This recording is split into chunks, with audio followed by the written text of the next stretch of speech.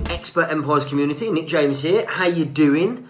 Bit later today for module 4 of the How to Promote, Fill, Maximise Profit from Hosting Your Own Live Events training. Thought I'd mix it up a little bit, see what the vibe is, if it feels like more people want to tune in later in the evening. We might do some early, some lunchtime, some evening, just to give everyone equal opportunity to tune in for the live broadcasts. As you can see, I'm at home, not in the office now. It's, like I said, nearly 8:15.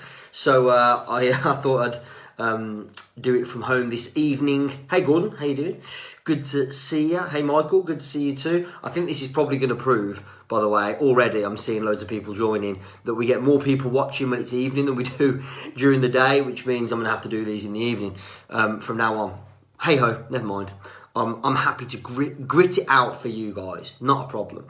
So the topic or the subject of today's module is about branding your event or your events. So over the last few days, we've talked about what it is that you do that nobody else does, what makes you different, what makes you stand out in a crowded market. We've talked about what are the biggest pains or the biggest problems you solve or your events solve, what kind of results are people going to get when they attend. And the reason we do all that work as a foundation is because then it helps you to create the branding or the naming for your event. Now, before we get into this, quick little story for you. Probably my best known event brand, if you like, is Expert Empires. It's probably the event that most people watching this will have attended or at least be familiar with. It's the events that we host with Gary Vaynerchuk and Lord Sugar and Grant Cardone and people like that. So it's, you know, our shop front, if you like. It's where a lot of people find out about me and about what we do. Now, I'm just going to tell you a very brief story, because when I was coming up with the Expert Empires concept, which was about 2 years ago now, when we were first coming up with the concept, I could not for the life of me settle on a name, a brand for this event. I knew I wanted to do a great event, a series of great events with world-class speakers that are flying from all over the world. I thought, you know, I want to make it really value-packed and content-driven rather than sales pitchy. And I thought, what can we come up with that really demonstrates that? And there were so many different names, I'd be embarrassed to tell you some of them, that we came up with between me and my team, and we just couldn't settle on one. And in the end, we had Gary Vaynerchuk confirmed as the headline speaker. We had a date, we had a venue, and me and my team just couldn't agree on a name or a brand. And I had come up with Expert Empires, and I wasn't really sold on it. But there comes a time where you can't spend any more days, weeks, months thinking about it. You just got to stop procrastinating and run with it. And it's a bit like, I know this sounds like a bizarre comparison, but it's a little bit like if you've got kids, there comes a point when you have to name the kid. And you might have thought about it for months before while you were expecting, and you know, there comes a point where the baby's born and you know if it's a boy or a girl, and you got to decide on a name. And I think what's true, I've got 2 kids, and what's true is that the child or the boy or the girl grows into that name, and you know, it becomes relevant and appropriate for them. And I think the same is true with your event, with your branding for your event. I mean, when Expert Empires, the name was created, my team didn't love it. I wasn't that crazy about it. People I asked were like, nah. But the fact is that Expert Empires now means something more than just the 2 words, because people have been, they've experienced it. We've got the association of people like Gary Vaynerchuk and Grant Cardone with the name. So now, of course, Expert Empires is a well-known brand here in the UK for experts, coaches, consultants, speakers, trainers, authors, agency owners, people like that. And so I guess the reason I'm sharing that with you is because you're probably not going to get to a point, maybe you will, but I never have, where you are completely 100%, yes, this is the best name ever, and I'm really happy with it.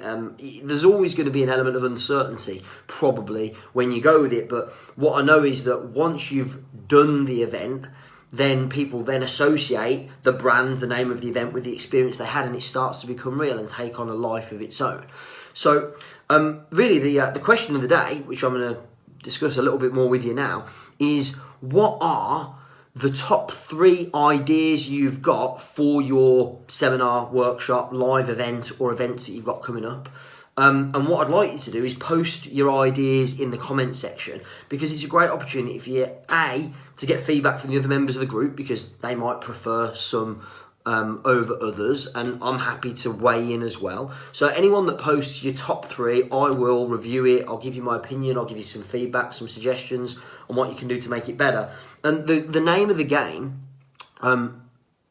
is to get into the name of the event as much of the information that we've covered so far as you can. So who's it for?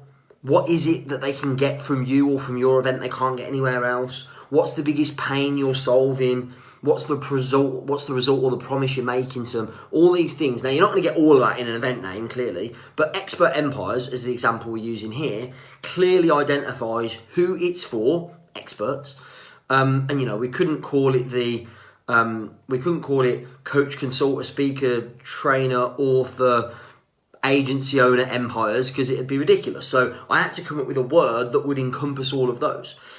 So really it wants to try and communicate as much information as possible, like who it's for, what result they're going to get.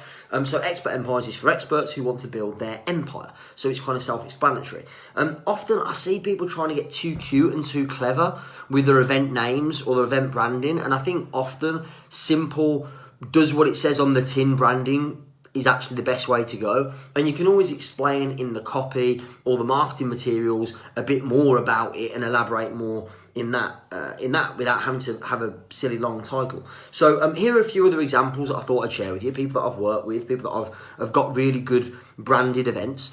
One, this is probably the number 1 best event name I've ever come up with in my entire career to date, and I'm sad to say it's not for one of my own events. So a client of mine, Rolf Stauffer, who's based in Switzerland, he's a golf psychology coach.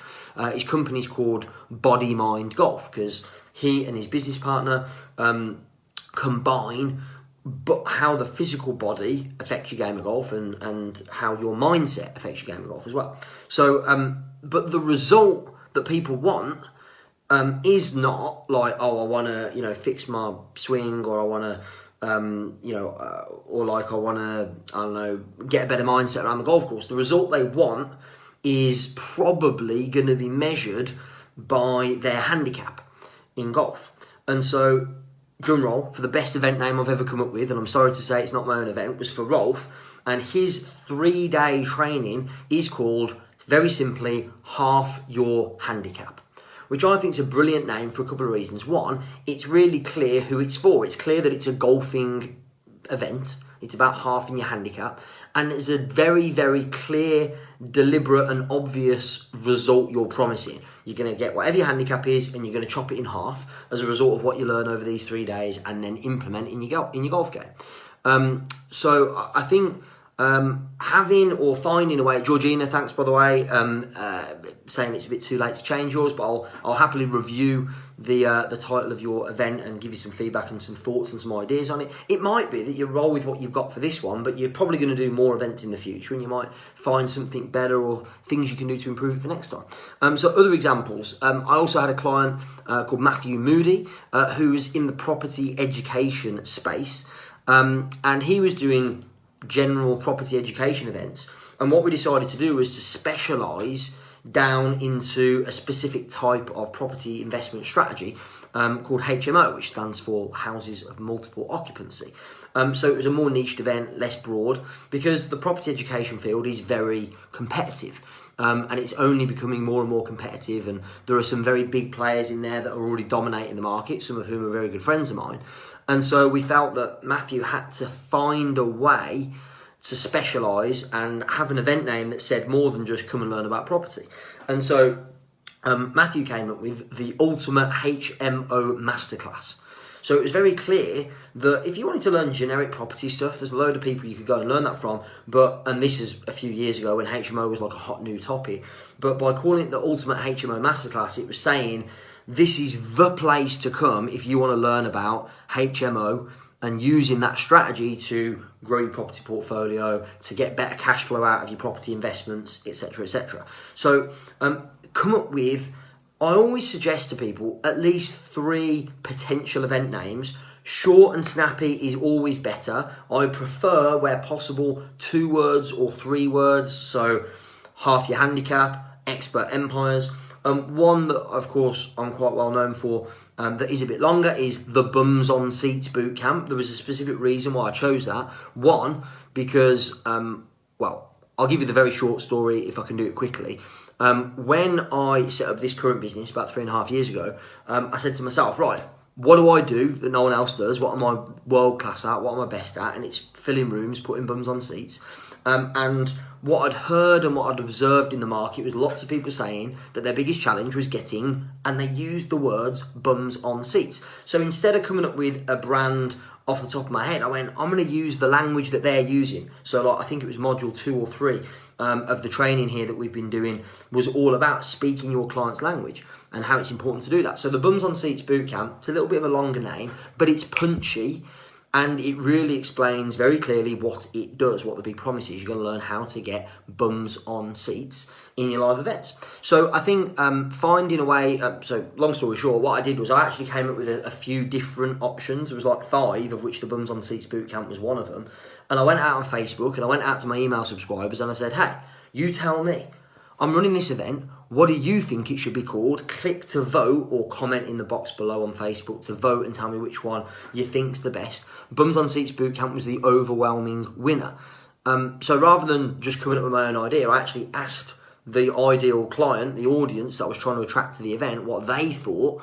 And, you know, then, of course, when somebody's voted for Bums on Seats Bootcamp, they're far more likely to buy a ticket, which is how we managed to get over 100 people in the room paid at the first ever Bums on Seats Bootcamp that we ran in, I think it was 2015, something like that.